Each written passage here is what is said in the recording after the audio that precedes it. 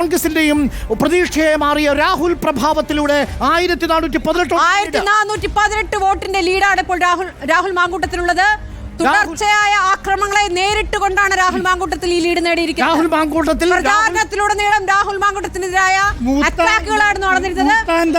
അതിനെ പ്രതിരോധിച്ചുകൊണ്ടുള്ള മൂത്താന്തറയിലാണ് വോട്ടെണ്ണുന്നത്. ഇപ്പോൾ കിട്ടിയിട്ടില്ല.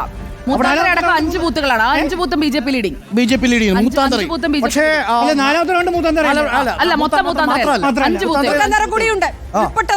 നോക്കൂ, 4799 വോട്ടുകൾ എൻ ഡി എ നേടുമ്പോൾ 4984 വോട്ടുകളാണ് നേടുന്നത്. തീർച്ചയായും മൂത്താന്തറയിൽ ബി ജെ പി വോട്ടുകളും ഇപ്പോൾ രാഹുൽ മാങ്കൂട്ടത്തിലേക്ക് പോയി എന്ന് വേണം മനസ്സിലാക്കാൻ. ഒന്നുകിൽ ബി ജെ പിയിലേക്ക് പോയി, അതല്ലെങ്കിൽ ബി ജെ പിക്ക് വേണ്ട. സ്മൃതി ഒന്ന് പറഞ്ഞാട്ടെ. ചേലക്കരയിൽ യു ആർ പ്രദീപ് 5112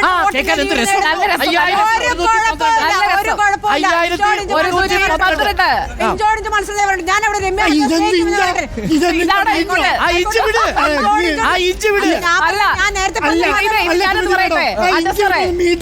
അല്ലല്ല, ഇത് 1 കിലോമീറ്റർ നീളത്തിലുള്ള ബാഡത്തിന്റെ ഇഞ്ചാണ്. ജയിക്കുമെന്നാ പറഞ്ഞ ആളിപ്പോൾ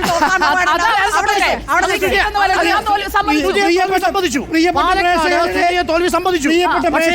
പ്രിയപ്പെട്ട പ്രേക്ഷകരെ, ഉണ്ണി ബാലകൃഷ്ണന്റെയും പരത്തിക്കാണ്ട് ഇഞ്ച് മീറ്ററാണ്. അതെ, ഇപ്പോൾ ഷാഫി പറമ്പിൽ ചിത്രം കൂടി നമുക്ക് കാണിക്കാം.